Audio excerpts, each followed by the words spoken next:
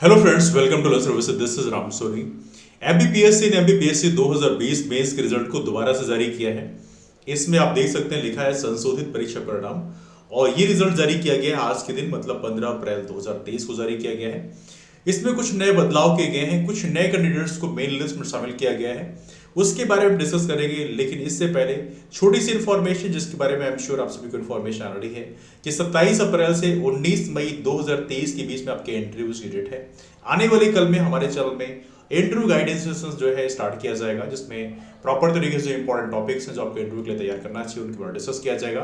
Apart from that interviews के लिए क्या स्ट्रेटेजी हमें फॉलो करना चाहिए उसके बारे में हम लोग डिस्कस करेंगे, है ना। ना यहाँ पे देखा जाए तो कुछ इंपॉर्टेंट इन्फॉर्मेशन है। पहली तो यहाँ पे चीज़ें लिखी हुई है कि हमने क्या क्या किया है, तो इसमें कोई बहुत खास नहीं है। इसमें बताया गया है कि एग्जाम इस दिन कराया गया है, इस दिन से इस दिन तक। देखो बहुत बेसिक सी चीज़ है, इसमें कोई बहुत खास चीज़ नहीं है, तो इसको हम लोग नहीं देखते हैं।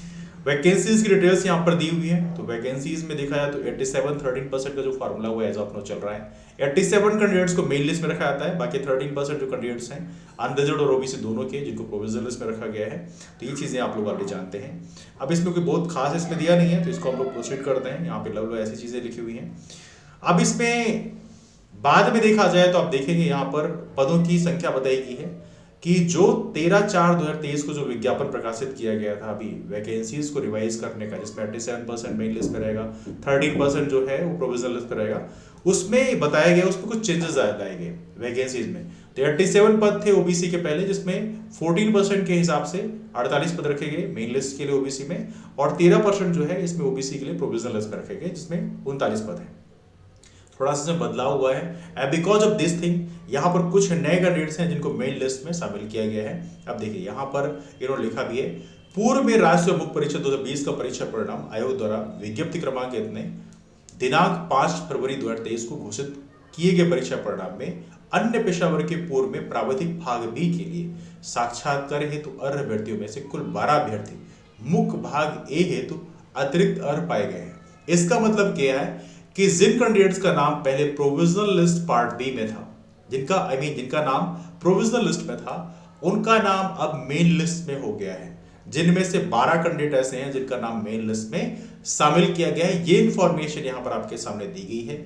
एवनली उनके प्रॉपर तरीके से यहाँ पे रोल नंबर भी दिए गए हैं। लुक एट हियर, यहाँ पे 12 कैंडिडेट्स ऐसे थे जिनका नाम पहले पार्ट बी में था, मतलब जिनका नाम पहले प्रोविजनल लिस्ट में था, अब इनका नाम प्रॉपर तरीके से मेन लिस्ट में हो गया है। तो जो कैंडिडेट्स मेन लिस्ट में आए हैं उनको ढेरों सारी शुभकामनाएं।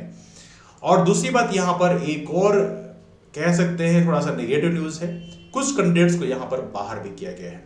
अब देखिए उपरोक्त कुल 12 अभ्यर्थियों के अनुक्रमांक मुख्य भाग में अर्ह पाए जाने के कारण पूर्व में दिनांक 5 फरवरी 2023 को जो घोषित परिणाम था उसमें विलोपित कर दिया गया है। मतलब जो आपका प्रोविजनल लिस्ट में जो नाम था उससे विलोपित कर दिया गया है, अब आपका नाम मेन लिस्ट में शामिल कर दिया गया है। प्राविधिक भाग की बात करें तो प्रोविजनल पार्ट बी की यदि हम बात करें तो यहाँ पर कुल अनारक्षित जो कैंडिडेट्स थे, जिसमें 39 वैकेंसी अनारक्षित के लिए थी, अन्य पेशा वर्ग के लिए 39 वैकेंसी।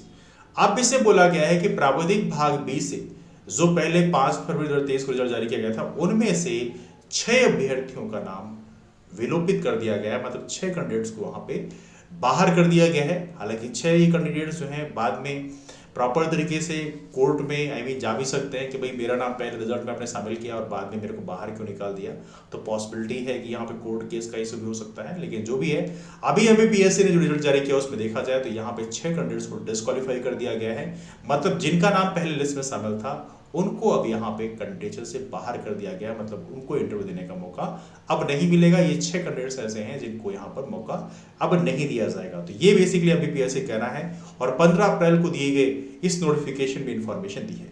अब देखो यहाँ पर ये कि 12 कैंडिडेट्स को यहाँ पर शामिल किया गया है, किसमें, मेन लिस्ट में। अब देखिए नए कैंडिडेट्स को तो यहाँ पे शामिल किया नहीं गया है, इसलिए नया फॉर्म भराने का तो कोई मतलब है नहीं। लेकिन इसके बावजूद भी एमपीएससी ने अपनी महत्वपूर्ण टिप में लिखा है कि राष्ट्रीय मुख्य परीक्षा 2020 के साक्षात्कार के दिनांक पृथक से घोषित की जाएगी। अब इसका मतलब क्या होता है, ये क्वेश्चनेबल चीज है। लेकिन एनीवे जो भी इनकी इन्फॉर्मेशन है, हालांकि अभी तक हमारे पास इन्फॉर्मेशन यही है कि आपके इंटरव्यूज टाइम से होंगे, और इंटरव्यू का जो टाइम दिया है वह है 27 अप्रैल से 19 मई के बीच में। तो मोस्ट ऑफ इसी बीच होना चाहिए, क्योंकि नए कैंडिडेट्स को शामिल किया नहीं गया है, तो नए कैंडिडेट्स का बेसिकली फॉर्म भराया नहीं जाएगा। तो उस कंडीशन में जो पहले मेन प्रोविजनल लिस्ट में थे उनका नाम मेन लिस्ट में हो गया है, तो कोई अलग से कॉम्प्लिकेशन हुआ नहीं है। तो मोस्ट प्रोबेबली आपका जो इंटरव्यूज है वो टाइम बाउंड मैनर पे होगा। लेकिन यस, कुछ कैंडिडेट्स ऐसे हैं जिनको बाहर किया गया, 6 कैंडिडेट्स का जो कैंडिडेचर है वो रिजेक्ट कर दिया गया है।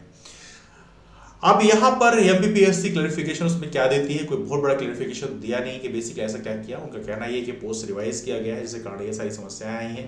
एनीवे एमपीपीएससी का ओपिनियन है, तो डिस्कशन को बेस वाइड अप करेंगे। लेकिन सबसे इंपॉर्टेंट है, आने वाले कल में आपके इंटरव्यू के लिए गाइडेंस प्रोग्राम स्टार्ट किया जाएगा, जिसमें प्रॉपर तरीके से आपको बताया जाएगा कि इंटरव्यूज में कौन कौन सी चीज़ों को ध्यान रखना चाहिए। कुछ बेसिक पॉइंट्स हैं जिसको आमतौर पर हम लोग मिस कर जाते हैं और इंटरव्यूज में उसकी महंगी एक भारी कीमत चुकानी पड़ती है। तो will discuss about that thing. Apart from that, अपने साइड से थोड़ी प्रयास करिए, थोड़ा वोकल स्किल में काम करिए, बोलने की थोड़ी हैबिट डालिए, प्रॉपर तरीके से क्वेश्चनिंग और आंसरिंग करने की हैबिट डालिए, थोड़ा ओपिनियन बेस्ड क्वेश्चन जो है उसको थोड़ा तैयार करिए। कई बार ओपिनियन बेस्ड क्वेश्चन में हम लोग क्या करते हैं, बहुत ज़्यादा डिप्लोमेटिक बनने का प्रयास करते हैं। डिप्लोमेटिक बनना भी चाहिए, इसमें कोई शक की बात नहीं है, लेकिन थोड़ा सा जो एडिटोरियल प्रॉब्लम्स हैं उनको थोड़ा पढ़िए, जिसमें क्या है आपका जो ओपिनियन है वो थोड़ा बिल्डअप होगा। बिकॉज क्या होता है, ओपिनियन बिल्ड करना बहुत ज़रूरी है। बिकॉज जब आप इंटरव्यू देने जाएंगे और ओपिनियन बेस्ड क्वेश्चन पूछे आते हैं तो वहाँ पर रिप्लाई करना बहुत मुश्किल होता है। एक और महत्वपूर्ण चीज़ है, हमारे बहुत सारे फ्रेंड्स को मैं सजेशन देना चाहूँगा कि देखिए, जब आप इंटरव्यू देते हैं तो वहाँ पर कई बार देखा गया है कि हम लोग सोचते हैं कि हमें बोलने की स्किल हमारे पास में है और फटाफट बोलना शुरू कर देते हैं। नहीं, आप जो बोलते हैं उसमें प्रॉपर तरीके से एक ऑर्गेनाइज कंटेंट होना चाहिए। यदि आपने अननेसेसरी बहुत सारी चीज़ें बोल दी, ब्लैबरिंग कर दी, उसका कोई मतलब नहीं है। आपकी कम्युनिकेशन स्किल कितनी अच्छी है, आपने डिबेट में पहले पार्टिसिपेट कर रखा है तो आपने बहुत सारी चीज़ें पहले बोली होंगी, जिसका बहुत ज़्यादा मतलब होता नहीं है। वो चीज़ें हमें नहीं बोलना है, हमें चीज़ों को प्रॉपर तरीके से, आप धीमा बोलो कोई दिक्कत नहीं, लेकिन आपने जो भी कंटेंट दिया, जो भी दिया आपने, जो भी बोला आपने, वो ऑर्गेनाइज फॉर्म में होना चाहिए, उसका प्रॉपर थीम होना चाहिए, तब जाके आपको बेहतर मार्क्स इंटरव्यूज में दिए जाते हैं, है ना। बिकॉज इंटरव्यूअर जो है आपके इंग्लिश सुनने के लिए, आप फ्लुएंसी सुनने के लिए नहीं बैठा हुआ है, वो प्रॉपर तरीके से आपके ओपिनियन को सुनने के लिए बैठा हुआ है।